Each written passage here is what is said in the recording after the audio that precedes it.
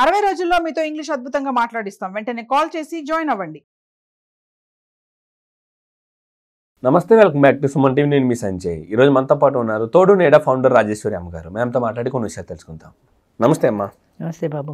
అమ్మ, ఇప్పుడున్న young generation చూసుకుంటే చదువుకునే సందర్భంలో కానీ ఉద్యోగం చేసే టైంలో కానీ ప్రేమించుకుంటున్నారు. పార్కులకి, పబ్బులకి, రూములకి, లివింగ్ రిలేషన్షిప్స్కి ఇలా ఎన్నో రకాలుగా తిరుగుతున్నారు. చేయకుండా పనులన్నీ చేస్తున్నారు. తీరా వాళ్ళు పెళ్ళిళ్ళు చేసుకుంటున్నారంటే తల్లిదండ్రులు ఏదన్నా మంచి ఆస్తి ఉన్న సంబంధం లేకపోతే డబ్బున్న సంబంధం తీసుకురాగానే వెంటనే మర్చిపోయి పెళ్లి చేసుకుంటున్నారు. అసలు ఇది తల్లిదండ్రులు తెలిసి జరుగుతుందంటారా, తెలియకుండా జరుగుతుందంటారా? అసలు ఇదే కంటిన్యూ అవుతే సమాజం ఏమైపోతుంది అంటారు? అసలు ఏం చెప్తామండి, చాలా వరకు తెలిసి జరగకపోవచ్చు. కొంతమంది తెలిసినా కూడా తెలిసి తెలియనట్టు ఊరుకుంటారు. అంటే మన అమ్మాయి ఇలా చేసింది అని తెలిసింది అనుకోండి, ఏం చేస్తారు? బాధపడతారు. అలానే అమ్మాయికి ఇంకో పెళ్లి చేయకుండా ఉంటారా? సరే, అయిపోయింది, ఏదో అయిపోయింది, ఇంకా సంగతి మర్చిపో, ఇగో ఈ పెళ్లి కొడుకుని చూసాము, వీడు బాగుంటాడు, వాడికంటే వీడికి ప్యాకేజీ ఎక్కువ, వీడు కోటీశ్వరుడు, ఇలా ఏదో చెప్పినప్పుడు ఆ అమ్మాయి కూడా రెండింటిని బేరీ చేసుకుంటుంది. ఈ 2-3-4 సంవత్సరాలు వీడితో లివింగ్ రిలేషన్లో ఉన్నవాడిని చేసుకుంటే నా జీవితం బాగుంటుందా, వీడిని చేసుకుంటే నా జీవితం బాగుంటుందా? ఈ రెండింటిలో పాయింట్లు వాళ్ళ పేరెంట్స్ చెప్పిన సంబంధానికి మొగ్గుతాయి. అంటే వాడు ప్యాకేజ్ ఎక్కువ, వాడు కోటీశ్వరుడు, ఏదో సంథింగ్, ఏదో వాడి దగ్గర మార్కులు ఎక్కువ పడ్డాయి వాడికి. సో వీడిని మనం వదిలేద్దాం, అయిపోయింది, 4 ఏళ్ళు తిరిగేసాం, అయిపోయింది, మన మోజు తీరిపోయింది కదా, ఇక కొత్త జీవితం ప్రారంభిద్దాం అని మళ్ళీ కొత్త జీవితానికి వెళ్ళిపోతారు. చక్కగా తాళంచుకొని పేరెంట్స్ చెప్పిన పెళ్లి చేసుకుని తాళి కట్టించుకుంటున్నారు.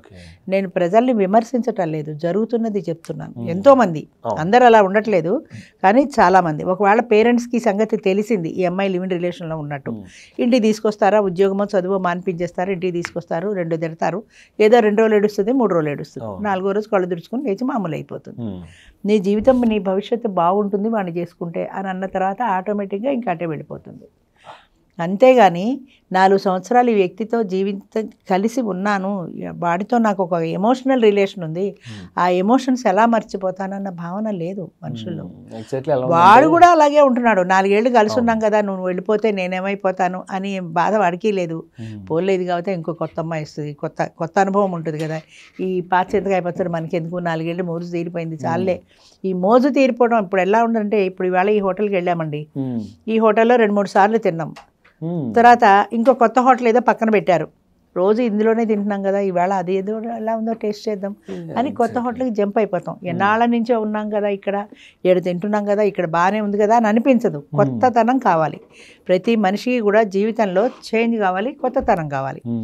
ఈ కొత్తతనం కొత్త బట్టల్లోనూ ఉంటుంది, కొత్త టిఫిన్లలోనూ ఉంటుంది, కొత్త భోజనంలో ఉంటుంది, కొత్త సినిమాల్లో ఉంటుంది, అన్నింటిలోనూ కొత్తతనమే కోరుకుంటారు. అలాగే జీవితంలో విలువల్లో కూడా అంతే, భార్యాభర్తల విషయంలో కూడా అంతే.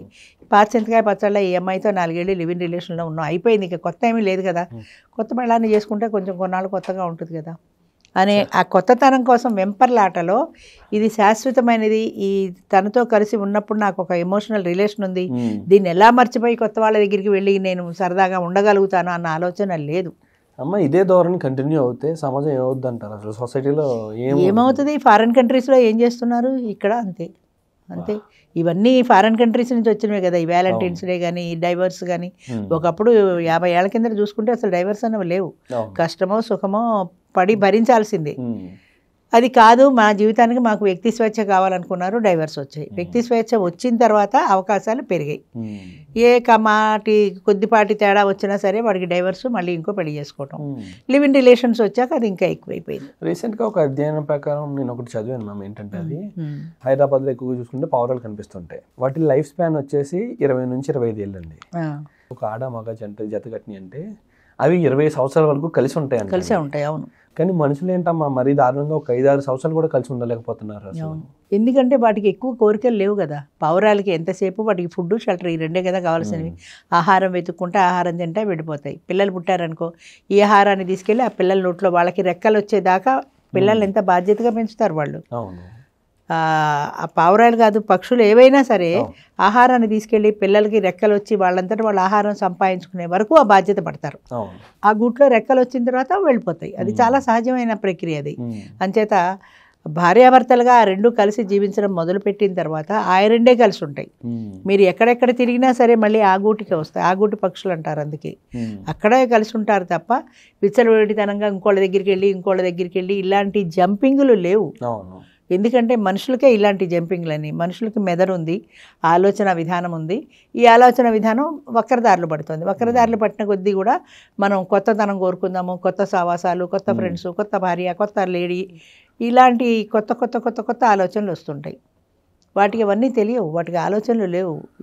అది నమ్మిన నిజాన్ని, ఆ పిల్లల్ని పెంచడం తన బాధ్యత, ఆ తన తోడుతో తను ఉండడం తన బాధ్యత, అంతే, అంతవరకు. ఈ సందర్భంగా మీరు ఏం చెప్తారమ్మా తల్లిదండ్రులకు కానీ పిల్లలకు కానీ?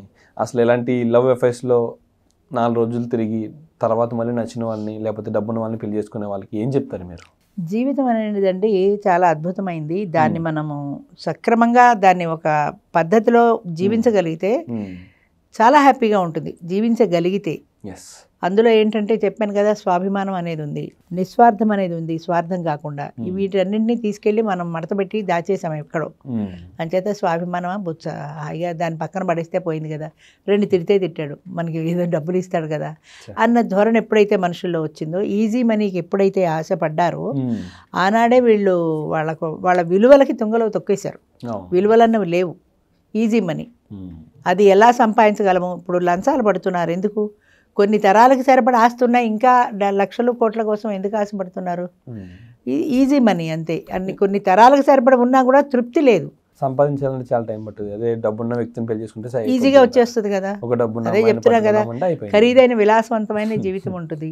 విలాసవంతంగా హ్యాపీగా బతకచ్చు, పెద్ద పెద్ద బంగ్లాలు, కార్లలో తిరగచ్చు, బంగ్లాలో కార్లలో తిరగచ్చు, ఆటోలో కూడా వెళ్ళచ్చు. కానీ ఆటోకి కారుకి తేడా ఉందనే ఆలోచిస్తున్నావు. కానీ నీ అభిమానాన్ని చంపుకుని పరాన్నభుక్తులాగా వాడి సంపాదన మీద నువ్వెందుకు బతకాలి?